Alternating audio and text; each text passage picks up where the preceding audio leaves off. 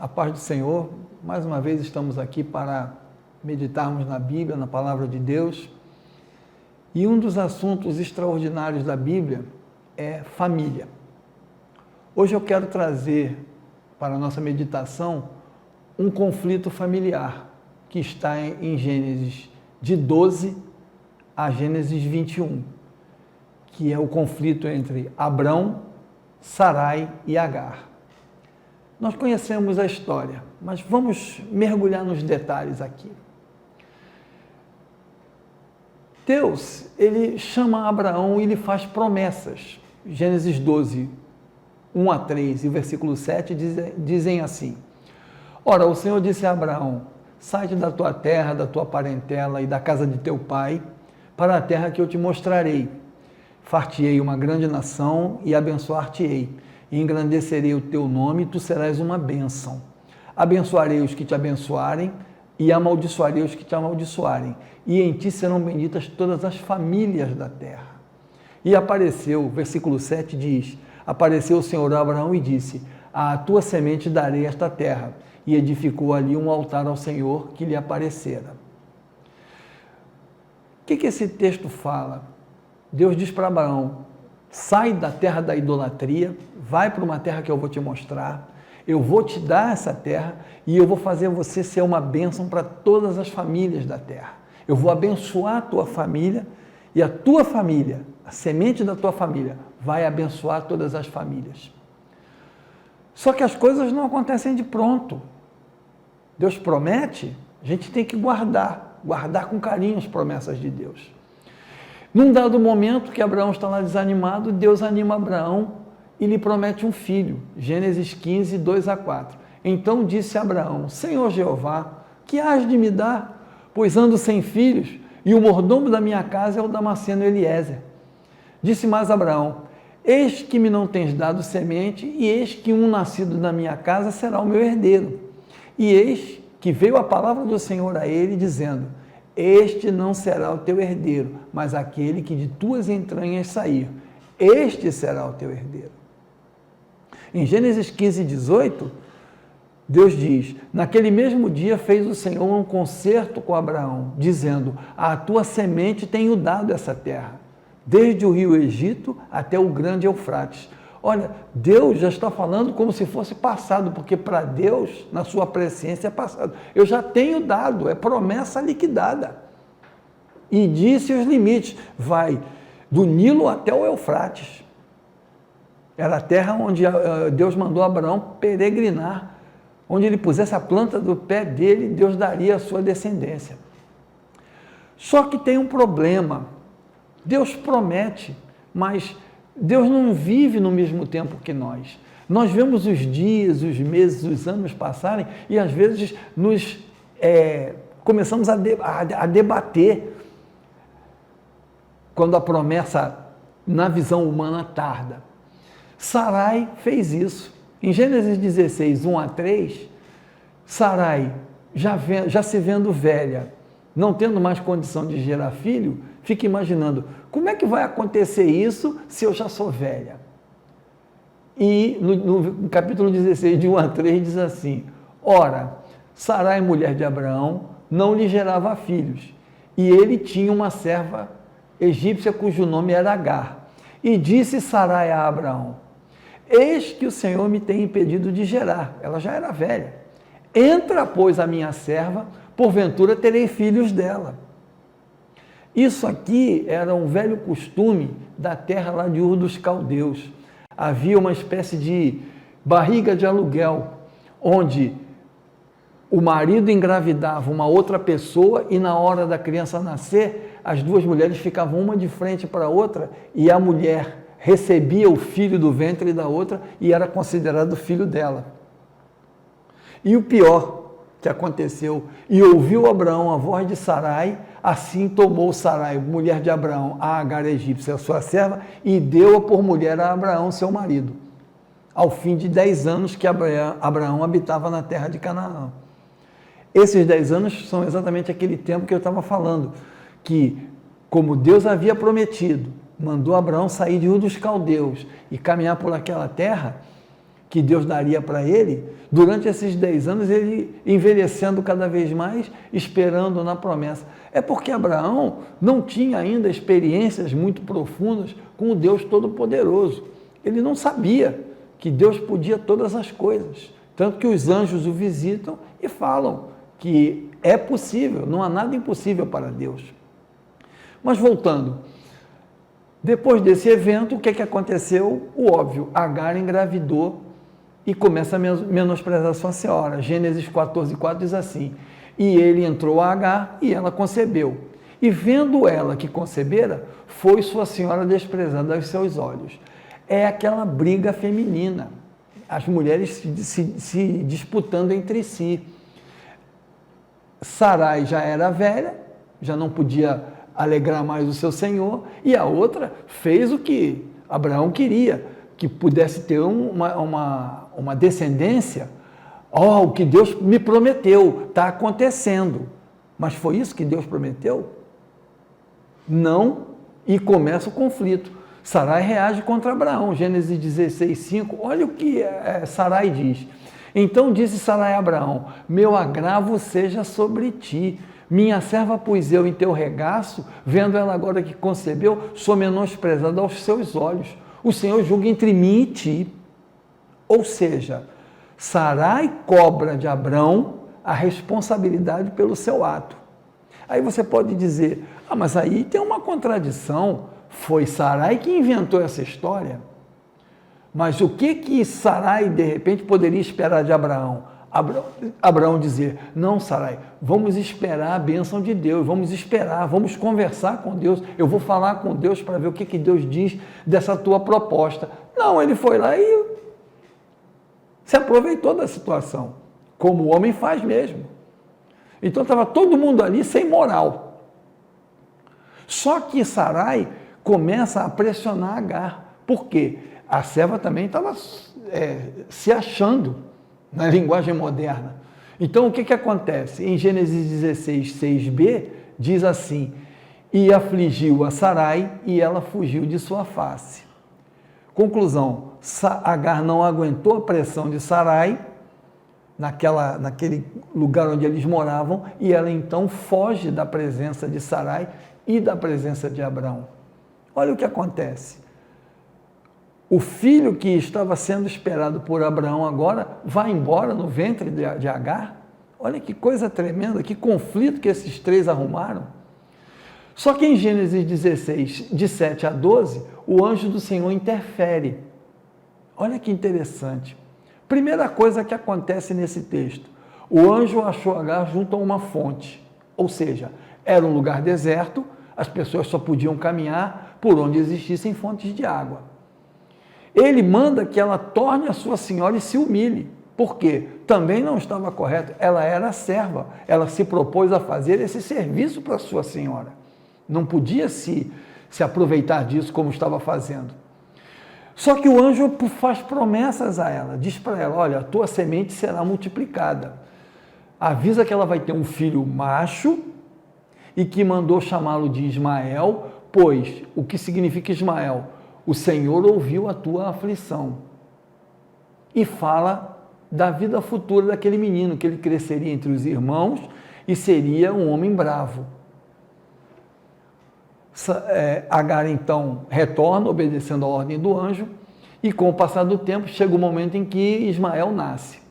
Abraão, aos 86 anos de idade, recebe o seu filho Ismael. Está lá em Gênesis 15:16, que diz: e Agar deu um filho a Abraão, e Abraão chamou o seu nome que tivera de Agar de Ismael, e era Abraão da idade de 86 anos, quando Agar deu Ismael a Abraão. Só que a pergunta é: onde está Deus nesse plano de Abraão, Sarai e Agar?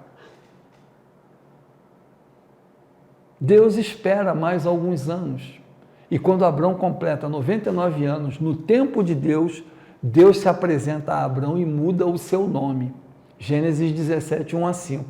Sendo, pois, Abraão da idade de 99 anos, apareceu o Senhor a Abraão e disse-lhe: eu sou o Deus Todo-Poderoso, Todo-Poderoso, anda em minha presença e ser perfeito, e porei o meu conserto entre ti e mim, e a tua semente multiplicarei grandissimamente.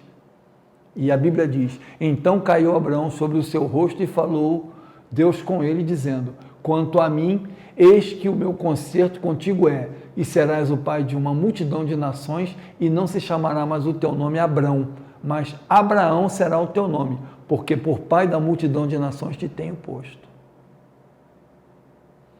E Abraão fica extasiado. Em Gênesis 17, 9 e 10, diz assim, disse mais Deus a Abraão, tu, porém, guardarás o meu concerto, tu e a tua semente depois de ti nas suas gerações. Este é o meu concerto, que guardareis entre mim e vós, e a tua semente depois de ti, que todo macho seja circuncidado. O plano de Deus não era fora da família de Abraão. Abraão e Sara. Abrão e Sarai. Agora Abraão e Sara. Tanto que Deus muda o nome de Abraão, lhe dá uma nova identidade, um novo ritmo de vida, dizendo para ele, anda na minha presença e ser perfeito. Ele também muda o nome de Sarai. Gênesis 17, 15 e 16. Disse Deus mais a Abraão, a Sarai, tua mulher, não chamará mais pelo nome de Sarai, mas Sara será o seu nome, porque eu a hei de abençoar e te hei de dar a ti dela um filho, e a abençoarei e será mãe das nações, rei de povos sairão dela. O que significa isso? Até agora o que você fez, Abraão, não está de acordo com o meu plano. Não é assim que a coisa funciona comigo. Você tem que fazer o que eu mando, porque eu conheço o futuro. Abraão fica atônito, ri e pede a bênção sobre Ismael, porque na visão de Abrão, que ainda não tinha se transformado em Abraão, Deus poderia abençoar aquele filho que ele já tinha, que ele já conhecia. Gênesis 17, 17 a 19 diz assim, então caiu Abraão sobre o seu rosto e riu-se, e disse no seu coração, a um homem de 100 anos há de nascer um filho, e conceberá Sara na idade de 90 anos. E disse Abraão a Deus, oxalá que vive Ismael diante do teu rosto. E disse Deus, na verdade, Sara, tua mulher, te dará um filho, e chamará o seu nome Isaque, e com ele estabelecerei o meu concerto, por concerto perpétuo para a sua semente depois dele. Ou seja, o que Deus estava dizendo, apaga tudo que você fez até agora, porque tu fez tudo errado. Você não me consultou, não me perguntou o que eu achava desse projeto de Sarai para a sua vida. Você acha que eu preciso de ajuda? Nós, homens, às vezes, achamos que podemos ajudar a Deus naquilo que Deus até nos promete. Mas nós temos que entender que o soberano é Ele, quem manda é Ele, quem determina é Ele. O tempo quem determina é o Senhor. E acontece exatamente como Deus disse. Os anjos se apresentam, profetizam que a partir daquele momento Sara engravidaria e ao tempo da vida ela carregaria o neném. E em Gênesis 21 a 3 está escrito, e o Senhor visitou a Sara como tinha dito e fez o Senhor a Sara como tinha falado. E concebeu Sara e deu a Abraão um filho na sua velhice, ao tempo determinado que Deus lhe tinha dito. Ou seja, Deus promete e cumpre no tempo em que ele determina que é o tempo da bênção. E chamou Abraão o nome de seu filho que lhe nascera, que Sara lhe dera, Isaque. Nasceu Isaque. Aí você pensa, bom, agora está resolvido. Abraão está tranquilo, já tem agora 2 filhos, está tudo em paz. A promessa de Deus está cumprida, ele tem a bênção, já está com um novo nome, uma nova identidade, vai dar tudo certo. Errado. Recomeçam os problemas. Gênesis 21, 9 a 13, começa a confusão. E viu Sara que o filho de Agar, a egípcia, que já tinha 13 anos, que esta tinha lhe dado, zombava, porque ele já era um adolescente, sabe como é adolescente. E disse a Abraão, deita fora essa serva e seu filho, porque o filho dessa serva não vai herdar com meu filho, com Isaque. E pareceu esta palavra muito mal aos olhos de Abraão, por causa de seu filho. Ele já estava acostumado a ter um filho adolescente.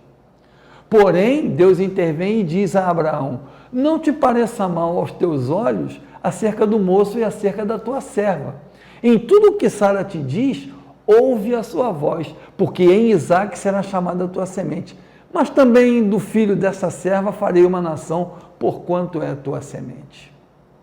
Deus tem que consertar aquilo que Abraão fez errado. Eu imagino a dificuldade de Abraão para despedir Agar e Ismael. É filho, já estava acostumado com aquele moço, a alegria que aquele moço trouxe para ele, a garantia de que ele teria geração, estava tudo garantido, foram 14 anos de paz que ele teve. Mas quando Isaac chega, quando chega a hora da promessa que Deus tinha feito se cumprir, as coisas se apertam. E como da primeira vez, Deus fala para ele, como da primeira vez você ouviu Sara, ouve Sara de novo. Você tem que fazer isso agora, porque esse não era o meu plano original. Agora vai começar o meu plano original. E em Gênesis 21, 14 a 20, Agar e Ismael são despedidos da presença de Abraão. Diz assim: então se levantou Abraão pela manhã de madrugada, tomou o pão e um odre de água e os deu a Agar, pondo-os sobre seus ombros. Também lhe deu o menino e despediu-a, e ela foi-se, andando errante no deserto de Berseba. Você imagina essa cena? Uma mãe e um filho sozinhas no deserto? E consumida a água do odre, lançou o menino debaixo de uma das árvores e foi-se e assentou-se em frente, afastando-se dele a distância de um tiro de arco, porque dizia: não veja eu morrer o menino.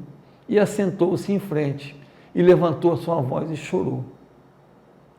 Que cena terrível! Olha o que você fazer coisas fora do plano de Deus te levam, onde te levam.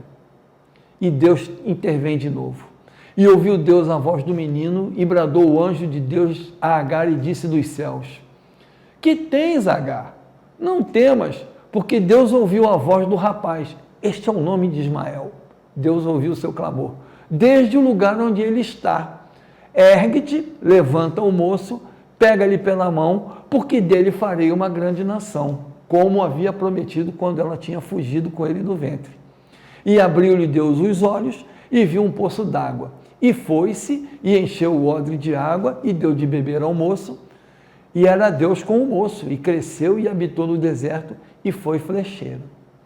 Deus guardou a vida de Ismael por amor a Deus, por amor a Abraão, porque era a promessa de Deus multiplicar a semente de Abraão, só que Abraão não cuidou da sua semente como Deus queria.